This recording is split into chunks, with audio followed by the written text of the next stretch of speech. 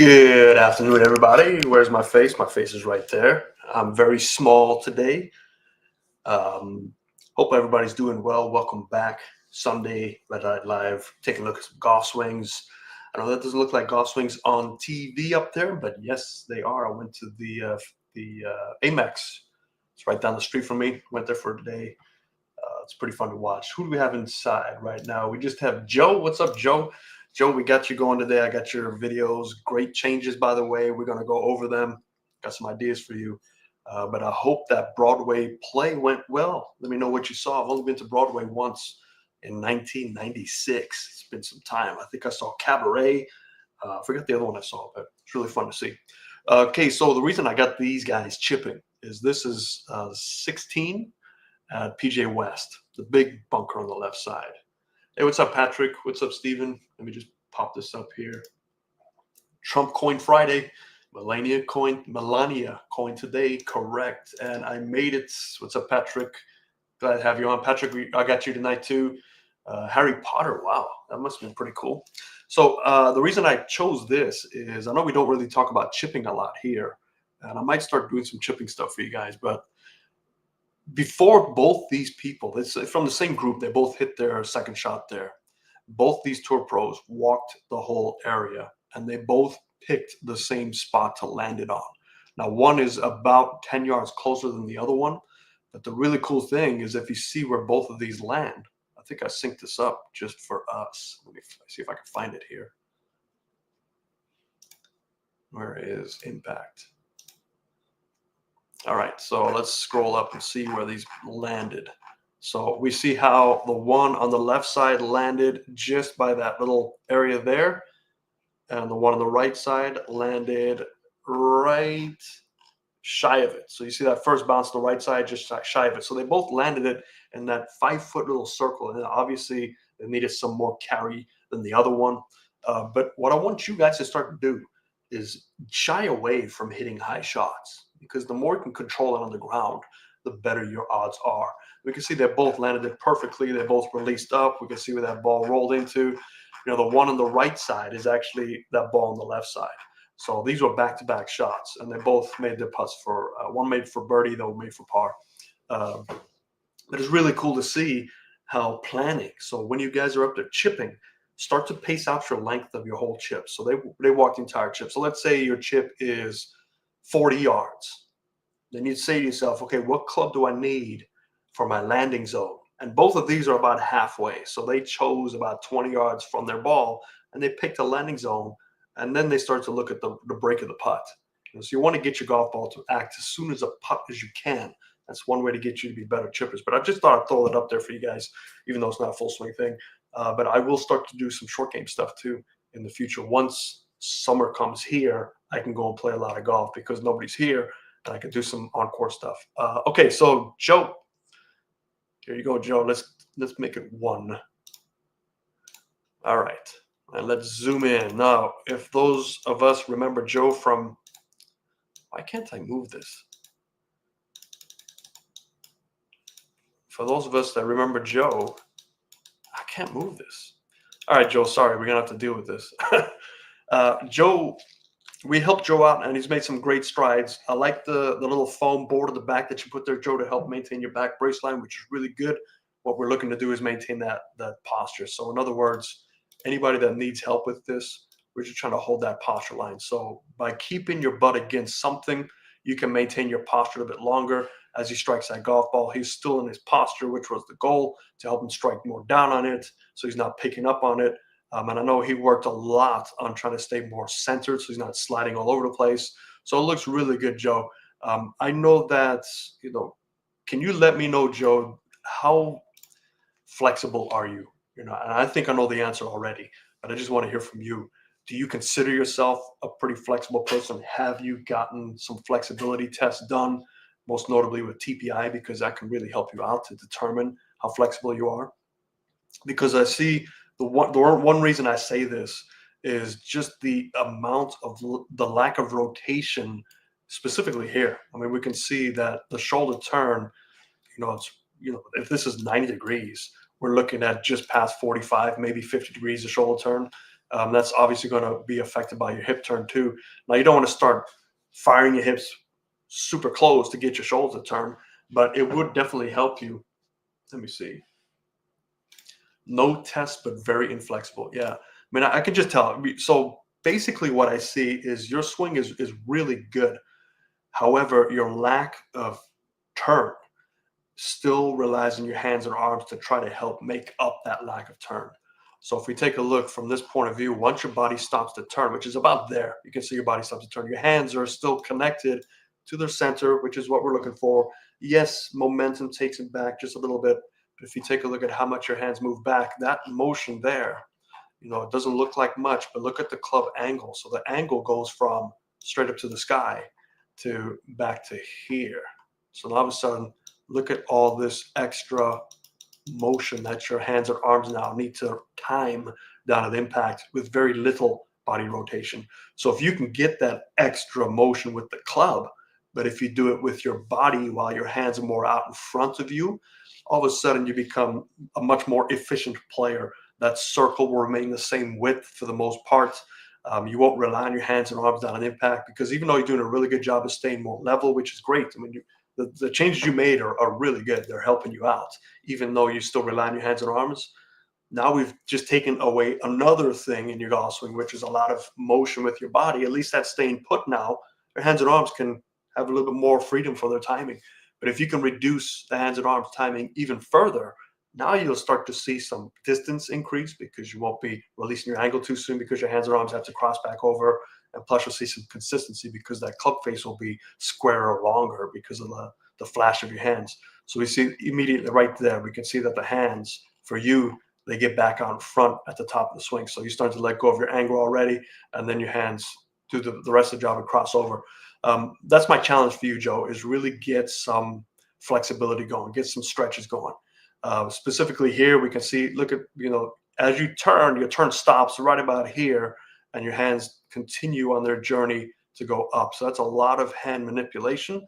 But, all in all, it's still a much better motion in terms of your body staying more centered and level. So I really do commend you for those changes you made. Some simple stretch. You can go on Google and just type in flexibility stretches for golfers. You can do most of these at home. Try and do them before you go to bed, just to build it into your closing ceremony. Most of us brush our teeth at night. Do a little stretch before you brush your teeth to make sure you do it. And it doesn't have to be 30-minute stretch. It can be literally 2 or 3 minutes a night. Can really start to make some changes. For you, you're looking for this part of your body, the hamstrings. That's the first ones to go. And when they get tight, we start losing our posture. Secondly is the lats on both sides. You want to get those to be stretched out. Anything with the hips, so the hip flexors, you want to try and stretch them out, elongate them. So you can see it's around the core, right? So anything around the core, you can stretch out, and do some basic sit-ups and Supermans if you can do those. But hopefully that'll help you in your next step. Now, once you start to stretch out, it might take a good 3 to 4 weeks before you can start to see your stretching become better. You'll notice your turn increase. You still want to keep your hands out in front of your chest as you turn. And then maybe then you can start to think about, getting these hands to stay on that lower plane line a little longer. So if we draw this in green, we can see as you take that club back, notice where your hands are going. So your hands are rising above that plane, and the club is now below that plane. I would like you to try and get your hands a little bit closer to that plane, so they're not already disconnecting. And by doing that, you're making sure that you're staying more in your posture. But in order to do that, you do need to turn more. That's the only way. I mean, if you can't turn enough, you start to lose your posture and your hands take over. So hopefully that does make sense to you, Joe. I know it's probably not what you wanted to hear, but unfortunately, that's the way it goes sometimes. So let me know if that helps. Let me know if you need some help again. But YouTube, even YouTube might have, but Google golf swing stretches. That'll definitely help you out. So hope that helped you.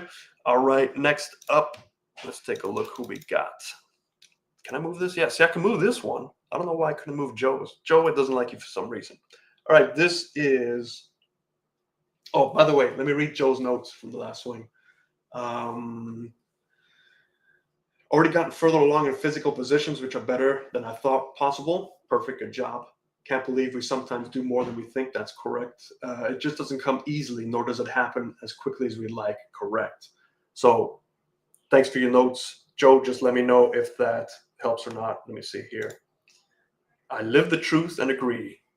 You got it, Joe. No problem. Let me know how that goes. Give it like 3 weeks. Okay, nothing sooner than that. And when you send your next video in, just try and send a full swing. Don't think about turning more. Just do what happens based on your stretches, and we'll definitely see some turn. I'm sure of it. All right, this looks like it is Patrick. Hopefully, this is Patrick. Patrick.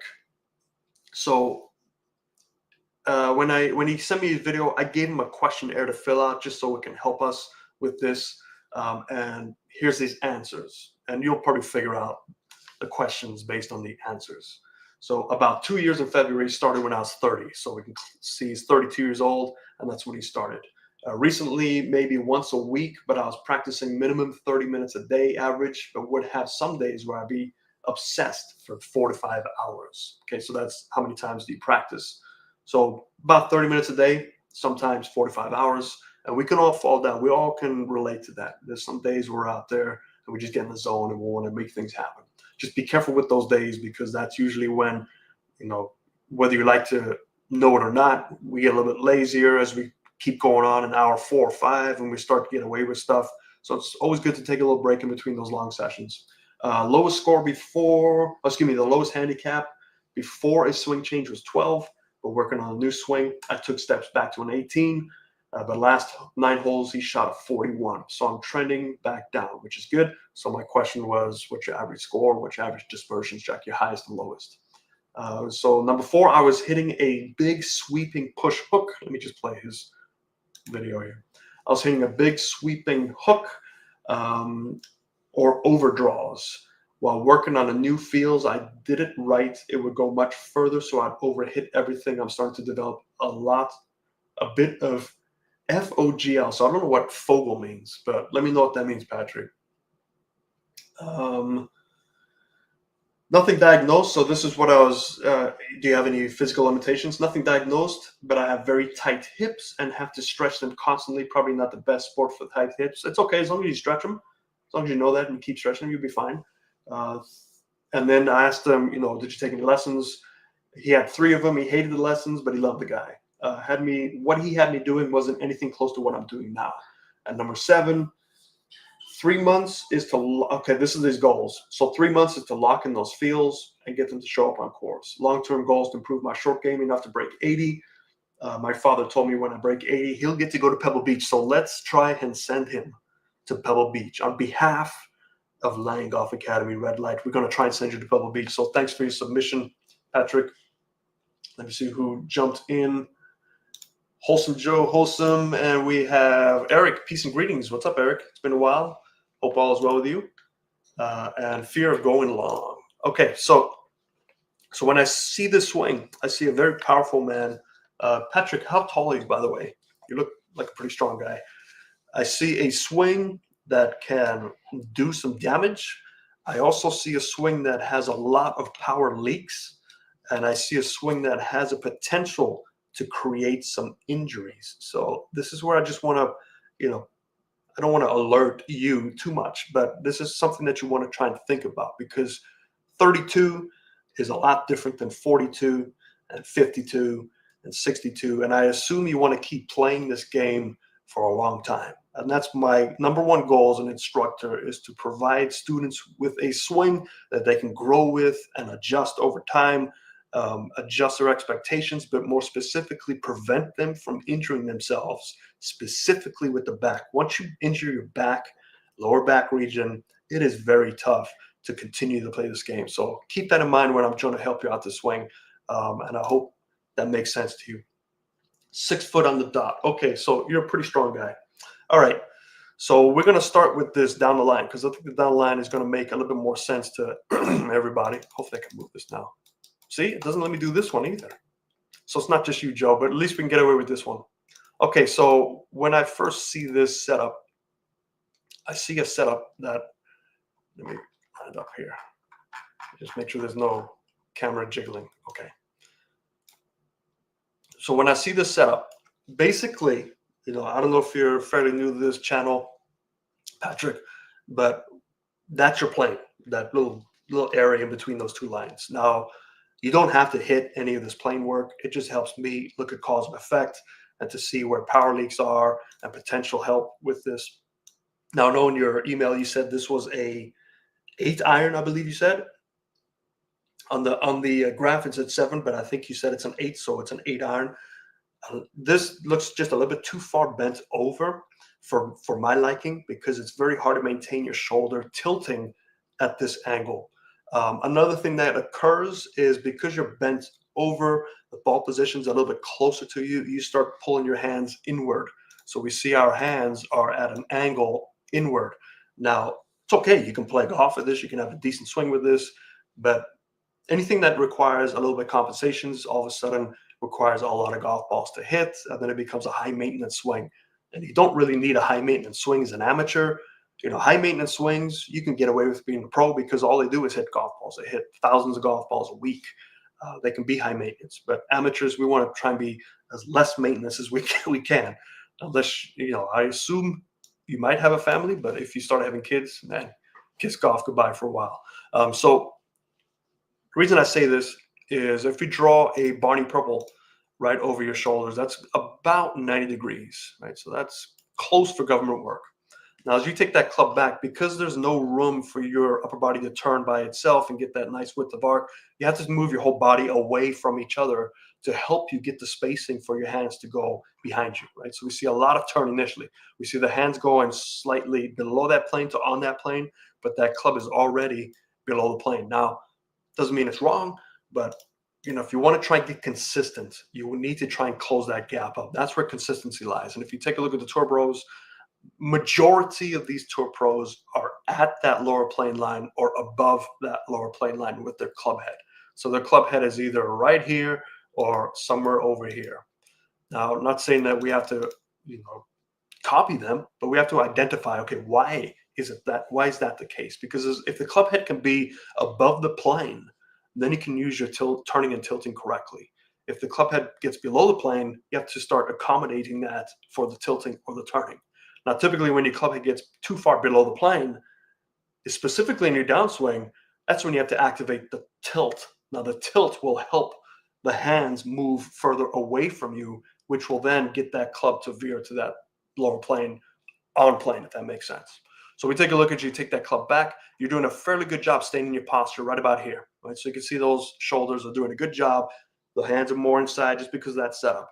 And now this is where the compensation starts to occur. So as you take that club to the secondary plane line, we can see we do that with a huge amount of turn, right? So you do a lot of turn. But in order to activate that turn, we start to stand out about posture. So if we draw a new Barney purple, we can see your shoulders have slightly come out of the posture. Now, that wouldn't be that big of a deal if your hands got to the secondary plane line correctly. So we can see as the result of that, your hands are going to go with your shoulder tilt. So because your shoulder tilt is leveled out slightly, that's also going to level out your hand position. So now we're getting too many lines here. So let's take those out. Let's draw this in blue. So there's your hand position. Now it's deep enough. We can see that it's definitely got the depth behind your centeredness, but it's a little bit flat. And we also have flatter shoulder tilt. Now, right now, your right shoulder is lower than it should be. Now, when you have a right shoulder that's lower than what it should be, you will come more into out on your transition unless you somehow right that right shoulder action. So as you come on down, we see that right shoulder dip down, your whole body dips down to start driving into the ground force. We see your hands are on that lower plane line good, but the club, we see some club fluttering because of the camera work, but your club is behind that lower plane line already. Next frame, it's dipping down below that plane line. Next frame, it's already down. So let's do it in a nicer color. Let's go yellow so we can see. So you can kind of see the path of your club. It's down that lower plane line. Now, when it gets stuck behind this lower plane line, you've got to do something to get that golf ball, to get the club closer to the golf ball. And if it's that far behind, and if you release your hands at any point in time, you're going to hit the ground way back here. So you have learned to really accentuate your tilt. So as you strike that golf ball, there's your tilt. So now if we delete all these lines, look at this tilting. So let's get a tool out here, measuring tool. This is one frame after impact. So that is a lot of tilt. That is 75 degrees of tilt. Now, if we go to the top of your swing, let's go to right where you level them out, right there. Here, they are 34. So it's about 41 degrees. Let's call it 40.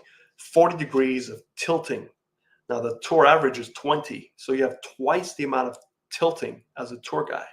I'm not saying that's good or bad. I'm just saying be careful, because the way that club is located, the only way for you to save that contact is increasing the tilting. And when you increase that tilting, then you put that extra pressure on your lower back. Now, I'm looking at your numbers too. We can see, I think he caught some of these numbers. I think this one had a good number. Where was this one? Over here.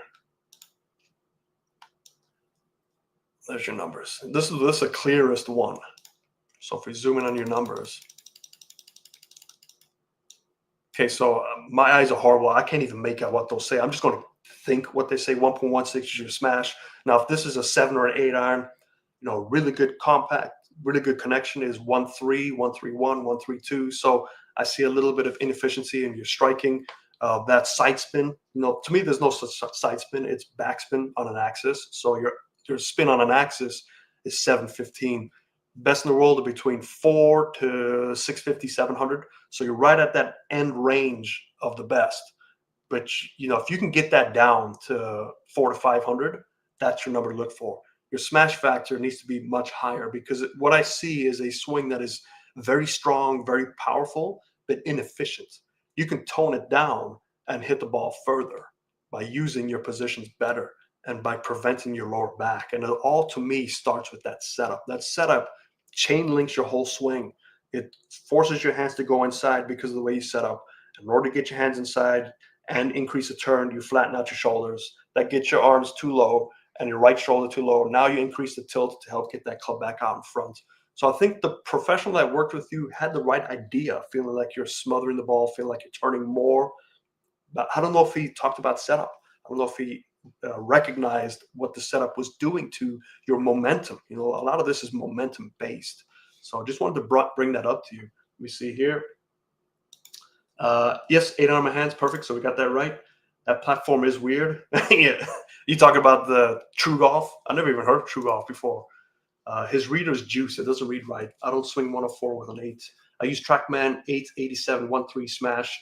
Okay, so you're getting more like the 1.3 smashes. Can you tell me what your spin is as well? Because I'm not sure. I never heard of True Golf. So, but that's what I see in terms of the motions itself. And if you take a look at your impact, let's go to that down the line again. This is the one thing I'm just fearful of with this swing, is right at impact is this position here. Okay, so the amount of pressure that this little area of your back is feeling right now, with your hips trying to spin and you're tilting under. So you look at the way the back is built and designed. Whoever we were created from designed it this way. So the upper back is the upper back is responsible for turning more. The range of motion is 2 or 3 times as much as the lower back. The lower back is responsible for supporting the upper back to bend down.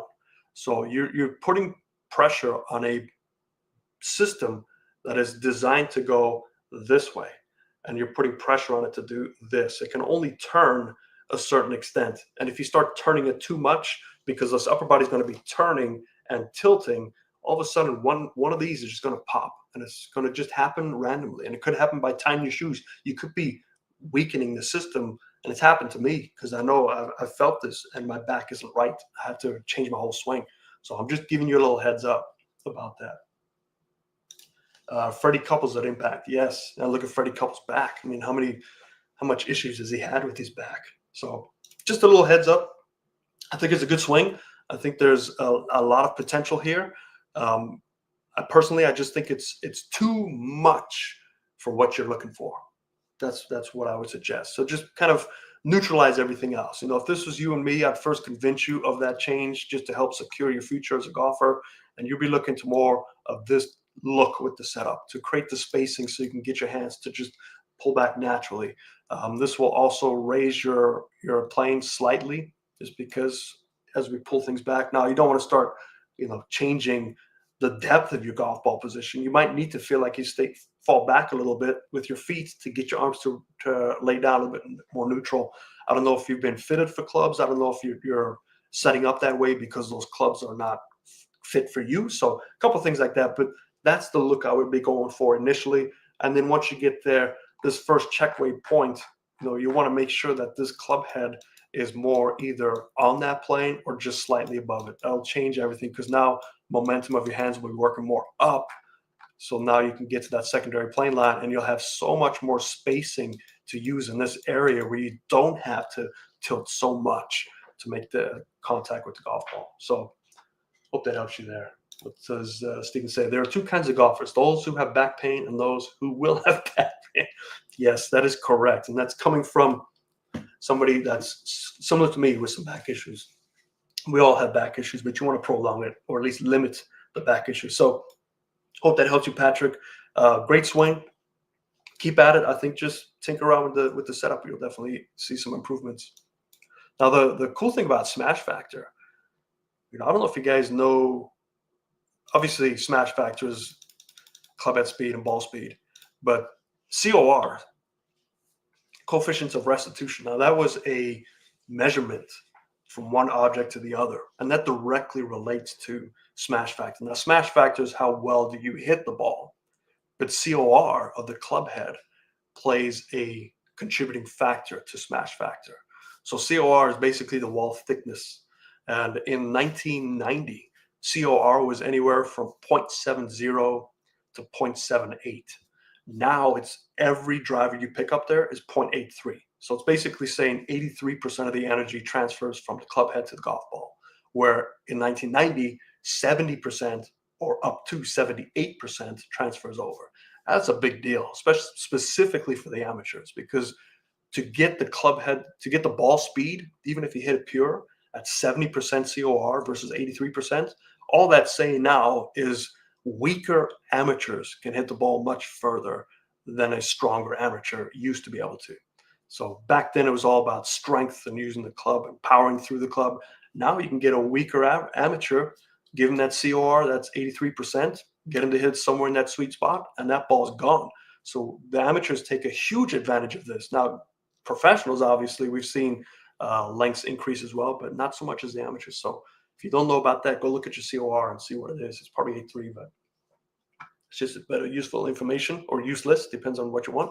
Now we have, Philip.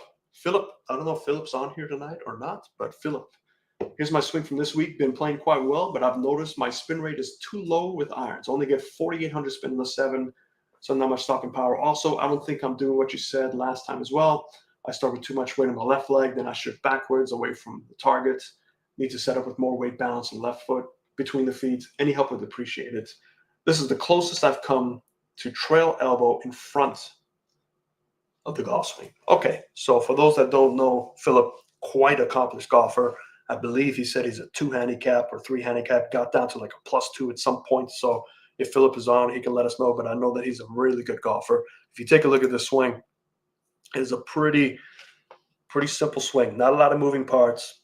So I don't know, hopefully Patrick, you're still on. So Patrick, take a look at this one, because this one might make a little bit more sense to you too. And I know this is a high lofted iron too, because he's only hitting at 125. So let's take a look at this. So we're going to do the same measurements for him. Okay, we go to the top of his swing, and we see right about there's the top. So here is his shoulder tilt. So it's 35. As he strikes the golf ball, notice how it's tilting. There, it's slightly down past impact. So he gets about 15 degrees. So that's closer to that tour average. And this man is a 2 handicap. So you can see that tilting really has to be balanced with your turn. If you have too much tilt, there's some issue. If you have too much turn, there's some issue. So it's all balanced between the two. And you can only get that balance with a balanced setup, and everything kind of works together. Now, if we take a look, we had an issue with him a couple weeks ago from moving. So let's see if we see that motion. And this is that lateral slide that we were helping him out with. Let's zoom in. Look, we can move him. So I don't know. Sometimes you can move people, sometimes you can't. I just can't quite figure out. Okay, so it looks pretty good. So there's no more like lateral slide. It's just basically turning. And then we get back. Yeah, so it looks like he's just not carrying over. Yeah, so it looks like a little bit too much turn for. So basically, Philip, so if you take a look at this, so you have this spine angle, right? So basically, there is the spine angle. It's slightly towards the target, which is fine. For an iron, you want to strike down. So that's the goal. Now you want to try and carry this angle while you transfer that weighting to the left side. So do we carry that angle down?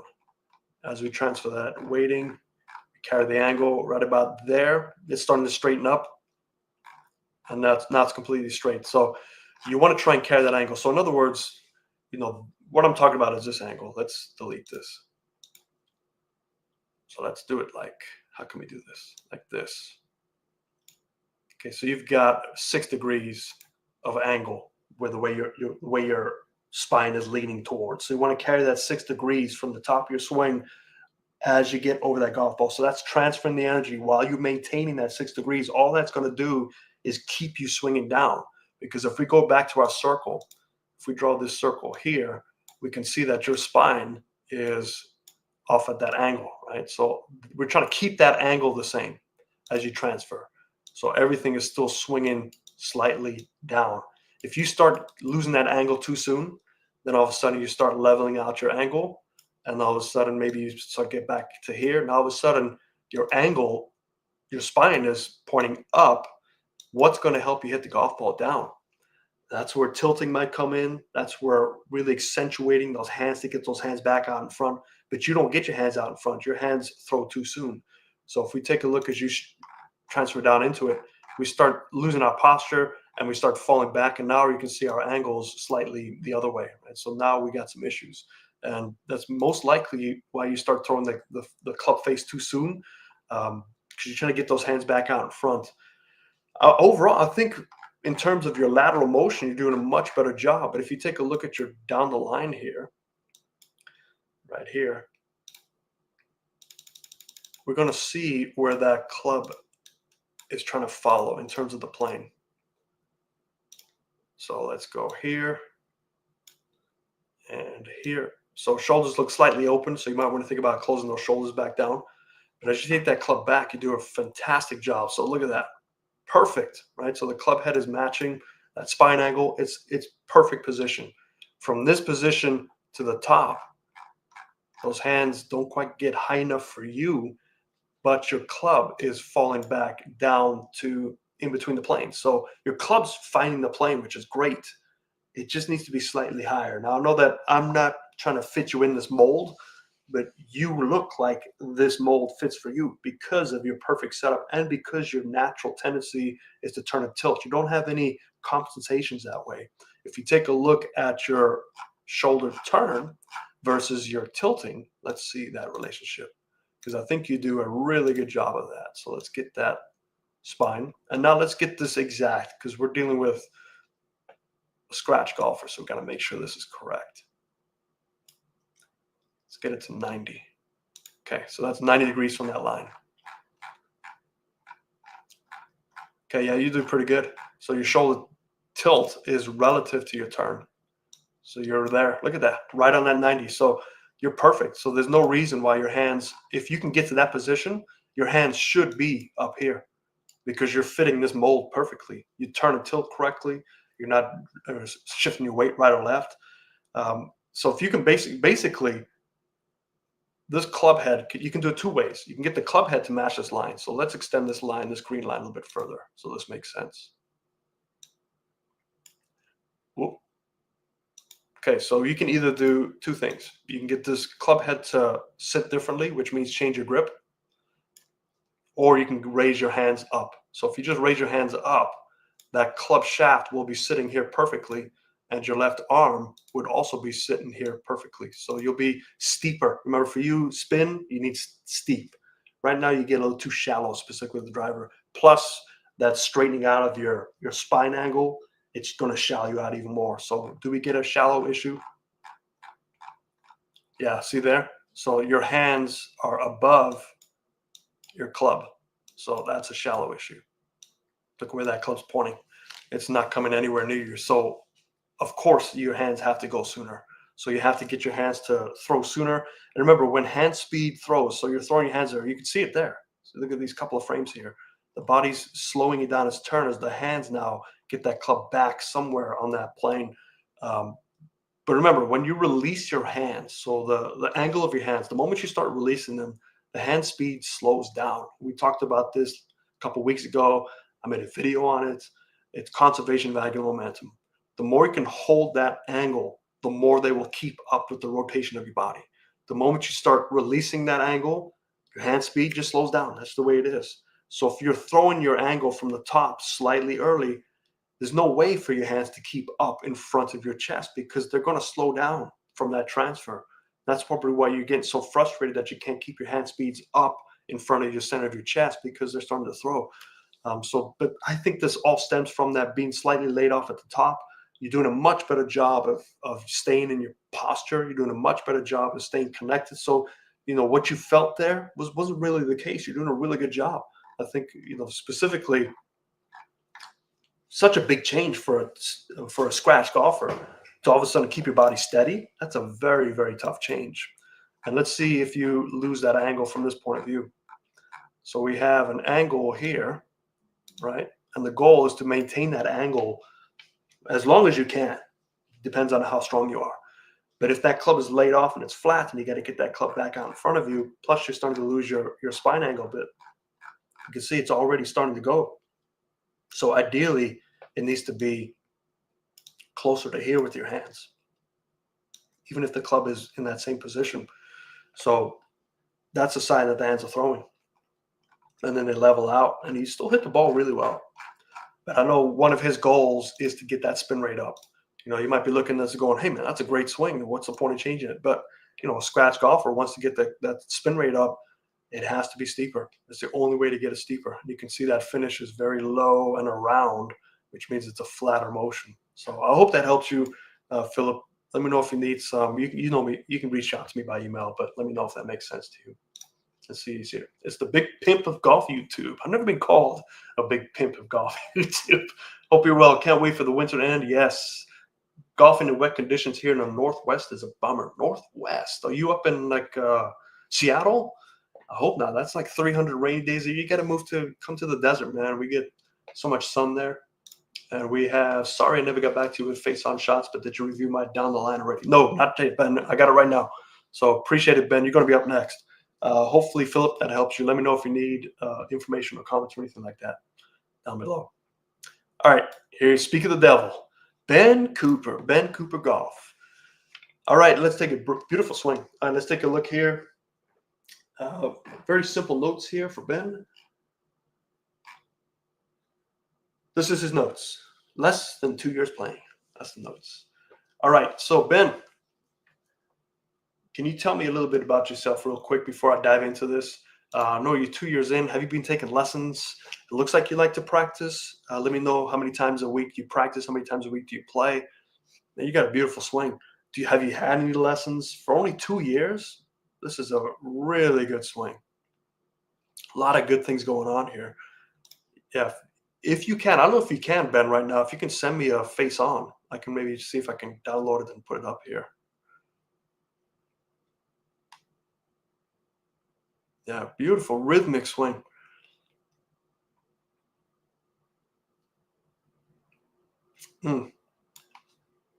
Big Ben. Yes, he is a Big Ben. Let's take a look here. That's your new nickname, Big Ben. All right, a lot of spine. Ben, what club was this too? If you could let me know that as well.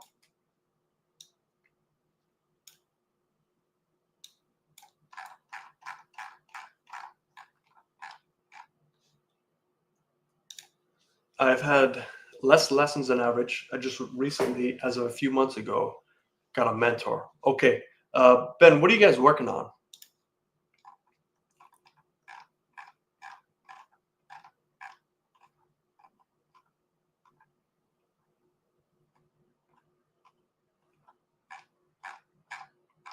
All right, so I do see a couple of things here, Ben. I just don't know. I don't know if I want to confuse you or anything since you already have a mentor, but so just take this for, education for those watching and for anybody that wants to watch this in the future. But if you need help, just let me know at some point. So I don't know what club this is. You haven't let me know yet, but it looks a little bit too bent over again. Now remember the problem with when you start to bend over too much, in order to maintain your tilt relationship to that turn, you had better have the flexibility to fit into a box because the problem is you are now telling yourself, I need my shoulders to be perpendicular to that spine angle. And it's very hard to get your shoulders perpendicular to that spine angle. So you do a really good job. Your first move back, you can see you're trying to get your shoulders perpendicular. They're already not because it's a very hard posture to maintain. Once you get to that secondary plane line, you do a good job of getting your hands to that. Look at that. It's right on the money. It's perfect. But look at your shoulders. Your shoulders have come out of the posture. So now you have a new spine angle. So your spine angle is moving up. I don't know if it moves down. We'll have to take a look. And when your spine angle moves up, that also shifts the weighting in your feet. So you may be gone from a toe-based swinger to a heel-based swinger at this point. Toe-based swingers tend to be steeper. Heel-based swingers tend to be flatter. So it just depends. Now you're probably stuck in the middle. So your weight distribution could be slightly off at this point. But as you come on back down in, now you've set yourself a new plane because you've adjusted your spine. So now your arms are going to have to be relied upon a lot. So we see that we have lost posture as a result of you changing your posture in your swing. So there's your new back brace line, and then here's your new posture. So it just gets a little bit taller as you strike the golf ball. You do a fantastic job. And let's take a look at your shoulder tilting. So your shoulder tilting is more to the green posture as opposed to the red posture. His hits, yeah, he hits the eyes further to drive it. Yeah, unfortunately, but when I watch the tour guys today, it's like, man, it's just like watching robots, man. They just all hit it so far. So as you strike that, once you start losing your posture like this, if I just hold my hand out here and I change my posture, what happens to my arm? My arm also goes up and down as a result. So if I start here and I make my turn and I raise up, my club is going to flatten out if I don't manipulate my hands. So you can see that you have instilled this takeaway. So look at your takeaway. Look at your club head. Your club head's going to go above your hands, right? So that to me is a sign that the arm position occurred because you were raising up. It didn't occur the other way around.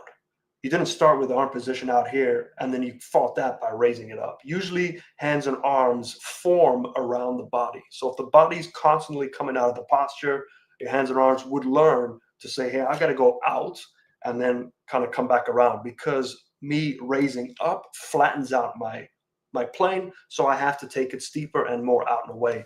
We can see that the club face angle is slightly closed, which makes sense because you're trying to pull everything out and away to compensate that flatness of your shoulders. All in all, I think this is for 2 years, it's such a fluid, beautiful golf swing. It's going to be very hard for anybody to want to change this just because it works so well.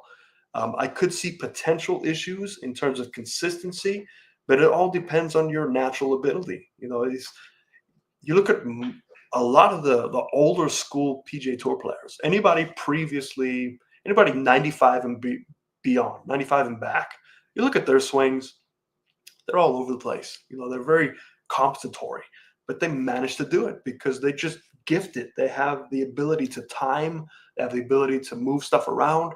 There's nothing wrong with the swing. I would say you can really warrant any changes based on like your outcome. Obviously that ball went perfectly straight. Does it happen a lot? The time to change a golf swing, doesn't matter how good you are, how bad you are, is how bad do you miss them. If this swing here occasionally pushes one, occasionally pulls one, hey, it's going to happen. We don't all hit it straight.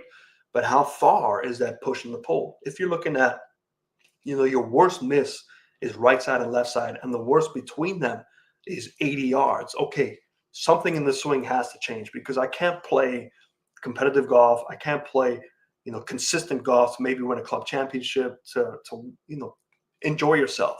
You've got to get your misses down. That's where handicaps matter. Handicaps don't measure good shots. They measure bad shots. That's basically it. So I wouldn't suggest any change until you start taking statistics. And I always have that option for anybody that's watching this. If you want my statistic Excel spreadsheet, it's pretty simple. Just email me, just say, hey, can you give me that Excel spreadsheet? I'll pass it off to you. It'll help you keep statistics for 10 rounds. You fill it out. You can look at it tracks everything. You have to do the work though. It's not these automatic trackers. I prefer you to do the work because you are going to be invested while you take these statistics. It's basically where'd the ball go, how far left, how far right, what's my first leg putt, my second length putt, my up and downs, how far did I hit? So you have to be more involved in your game instead of just relying on some computer to do it for you and spit out a bunch of facts. I prefer my students to be involved in their fact taking. So if you want that, I really advise you to do that because that'll really help you.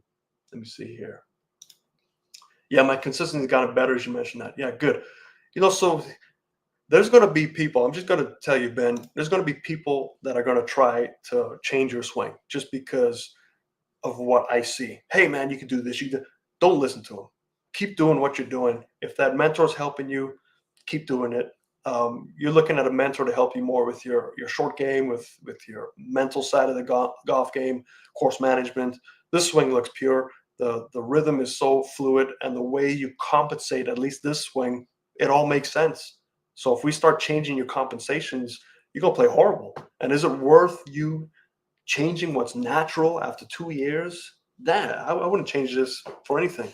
But if you run into issues, if you try to play competitively and you run into these major issues that cost you 2 or 3 strokes every now and then, okay, now something has to change. So do yourself a favor, start keeping stats. It's the only way to get better in golf, truly, is to know what you're doing right and wrong. I hope that helps you, Ben. That's all I got. That's all my submissions for the week. So if anybody has any questions about your swing or golf in general, let me see. I missed one from Ben here. We were mainly working on the mental side. Good. To answer your question, we have been working on spine angle and flipping my wrist. I've managed to get an 8 handicap. That's awesome. 8 handicap with 2 years. That's really good. So in terms of your spine angle, so tell me real quick, Ben, what are you guys working on in your spine angle? I hit about 2,000 balls a week and probably 72 balls a week. In terms of hours, maybe 20 to 30. The goal is to go on tour. Okay. Ben, how old are you, if you don't mind me asking? Main goal is to better my short game. Yep. So 2 questions for you, Ben. First, how old are you? And second, what in the spine angle are you guys working on? Great swing, though. Anybody else have any questions? Go ahead and shoot them to me while Ben gets that to me. If not, it's going to be a shorter stream this week. You guys just don't send me the videos. You got to send me videos. I love doing this stuff. I want to help you guys out.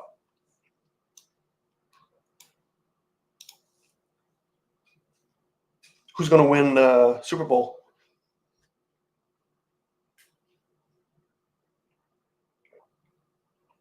Ben's typing away. We got to wait for his response.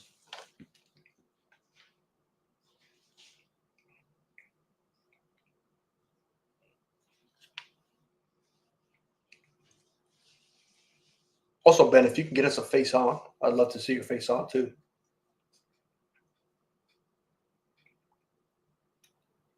So everybody, just to break some dead air, everybody, there's no such golf swing as a perfect swing. Everybody has compensations.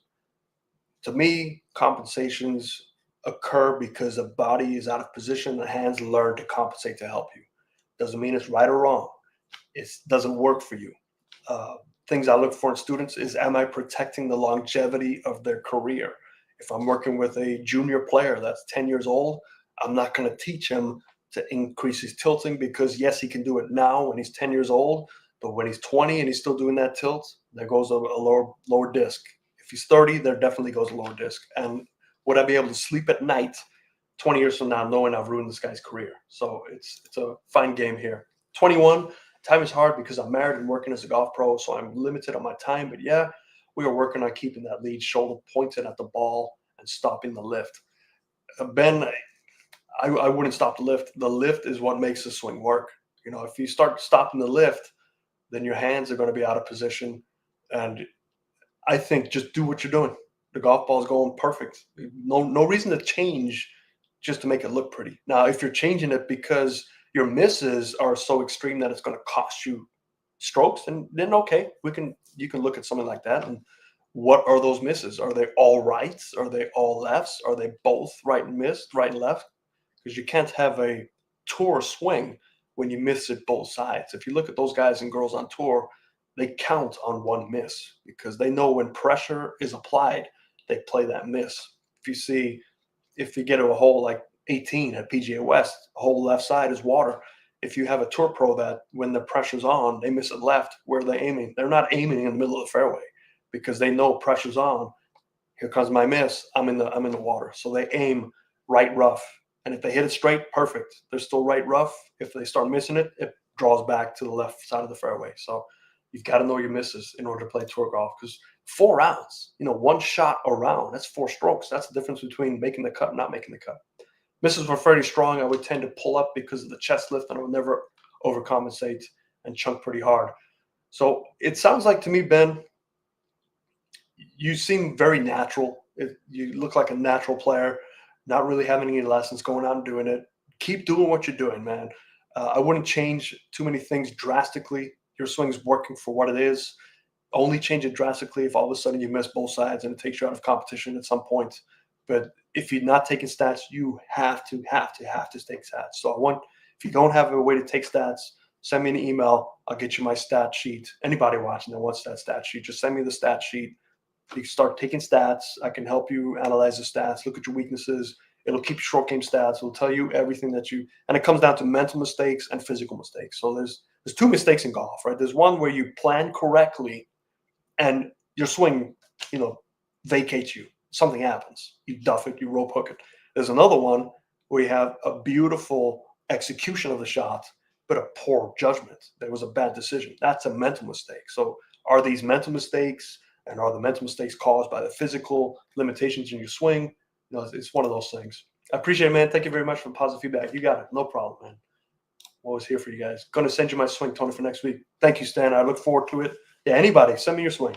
If you know anybody that's in your life that would like this stuff, just send them my way. Like I always say at the end of the stream, I do this because I want to give back to the golf community. It's supported me for so long, but I need to help you guys. Been working on setup and abolishing forward. Yes, I'm slowly turning you guys away from forward shaft lean. Now, don't get me wrong. You need a slight forward shaft lean with irons, but other than that, drivers, let that thing sit back and swing up. Stay back, swing up, let the club work its way up. But other than that, everybody, thanks for joining. Great stream this week. Thanks for all the videos, everybody. Send me your videos if you want to. Next week, we go live every Sunday. It's a pretty decent turnout tonight. I'd like to get at least 8 or 9 of these to look at every week just to make our time more valuable for you as a student of the game, to look at cause and effect, to maybe relate it back to your swing. But it doesn't really help unless you do it. So that's great. I'm going to send you some in for next week. I hope your channel grows and you get to do as you do. Oh, thanks, Ghost. I appreciate that, man. Appreciate your support too. Yeah, I look forward to seeing your swing. I know you've been following me for a little bit now. Okay, guys, appreciate it. I will see you next week. Go Lakers, even though they're not doing good today. All right, fairways and greens.